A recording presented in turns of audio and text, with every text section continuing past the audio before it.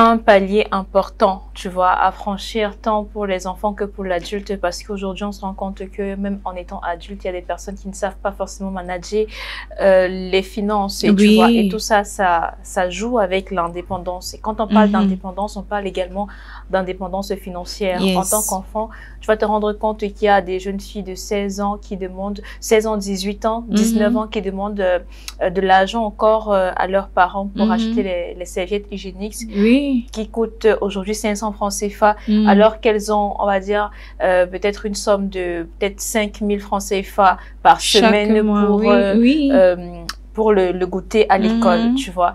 Et alors que ces jeunes filles-là peuvent ne serait-ce que mettre 50 francs ou 100 francs CFA, je ne sais pas, chaque 2 jours, pour atteindre 500 francs CFA pour acheter les serviettes une fois le mois. Tu vois, parce que si tu comptes 5000 fois 4 semaines, pour un mois, on est à 20 000 francs CFA. Donc, même si c'est 50-50, en fait, ça peut arriver à 500 pour acheter les serviettes qui sont justement importantes pour elles d'abord. Donc, c'est juste un exemple parmi tant d'autres pour dire en fait qu'aujourd'hui, il y a des personnes qui n'ont pas cette idée, cette facilité de se dire, ok, je peux couvrir pas mal de besoins moi-même, parce qu'on va dire, parce que ces enfants-là vont dire, ok, il y a les parents, il y a maman, il y a tonton, il y a tante, qui va me faire tout. Voilà. À un moment donné, enfin, c'est bien de penser à ça. Et maintenant, comment est-ce que les parents peuvent amener donc les enfants à le faire? Tu sais, ça va depuis le bas âge, en fait. C'est un esprit qui se cultive dès l'âge, on va dire, de 5, 6, 7 ans. Parce que l'enfant, à ce moment-là, il sait que, ok, tout c'est le parent. Tu vois, à partir de ce moment, peut-être quand l'enfant a une petite entrée, ça peut être que toi-même, et en plus, c'est un conseil, il faudrait également que le parent apprenne à donner ne serait-ce que 25, voyez-vous, 50, 100 francs à l'enfant pour qu'il apprenne à lui-même faire usage de cet argent-là, peut-être garder, donc qu'il apprenne en fait à garder l'argent, même s'il perd cet argent-là, ok. Et donc, à partir de cet âge-là, le parent commence à lui donner des petites sommes. Ça peut être même un oncle qui est de passage à la maison, ça peut être n'importe qui. Mais le parent doit apprendre à dire à l'enfant, ok, quand tu as 50 ou 100 francs CFA, ne va pas acheter les bonbons ou les biscuits. Tu peux garder cet argent parce que ça va t'aider à acheter le biscuit demain. Tu vois, parce que l'enfant, lui, quand il a 25 ou 50, lui, il pense aux biscuits, aux bonbons, au chocolat. Il y a les enfants qui disent que l'argent ne dort pas. Voilà. C'est l'argent, ils mangent ça tous les fois.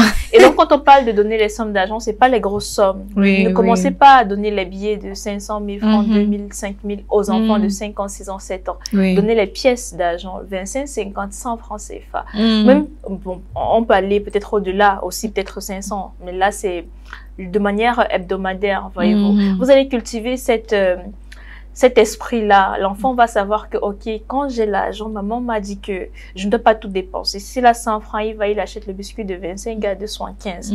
Voyez-vous, il y a les caisses aussi qu'on vend un peu partout. Il y a des caisses métalliques, il y a des caisses en bois, il y a, enfin, c'est vrai que en bois, c'est pas cher. Même à la maison, on peut confectionner une petite caisse. On dit à l'enfant, ok, voyez-vous, voilà ta caisse et tout. Tu apprends, tu mets des 25. Et vous faites un petit jeu autour de ça. L'enfant, il sera content de mettre. À chaque fois, tu lui dis, à chaque fois, tu mettras une pièce à l'intérieur. Je sais pas, tu auras un cadeau. Ça peut être une sucette, ça peut être n'importe quoi, un bonbon, un biscuit. Et du coup, l'enfant sera galvanisé à chaque fois.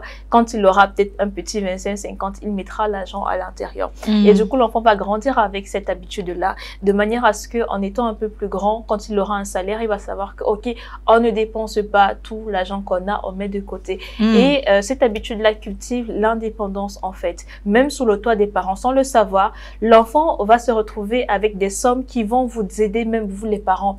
À un moment donné, quand vous serez coincé, l'enfant va vous dire, mais papa, moi j'ai mes 2000, tu te souviens, tu m'avais donné 2000, j'avais pas utilisé, j'avais gardé, ou alors que si tu me donnes 10 000 peut-être la semaine ou 5 000 francs CFA, moi je ne mange pas 200, je mange 100 francs par jour, il y a des jours où je ne mange pas.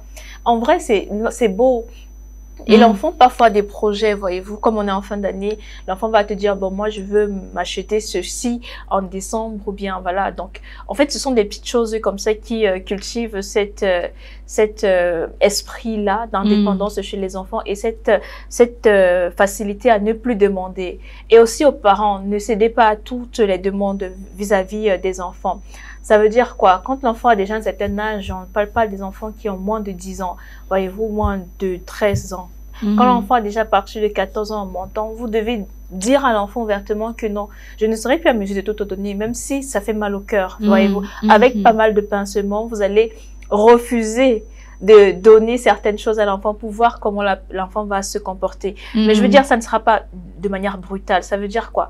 Vous aurez pratiquement 2 à 3 mois pour lui dire que, ok, d'ici le mois de, je ne sais pas, mars, je ne te donnerai plus l'argent des serviettes. Donc, à ce moment, il va falloir économiser pour acheter, par exemple, tes serviettes. Bon, je prends beaucoup plus l'exemple des serviettes parce que je pense que c'est quelque chose qui est important dans la vie des femmes. Je pense qu'il y a quoi d'autre encore? Peut-être les boîtes académiques, il y a les cahiers même, tu vois.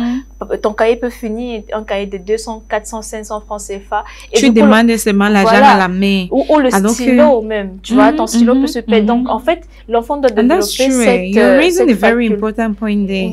cette faculté à avoir l'esprit d'achat tout simplement pour son propre épanouissement personnel et pour son épanouissement également familial.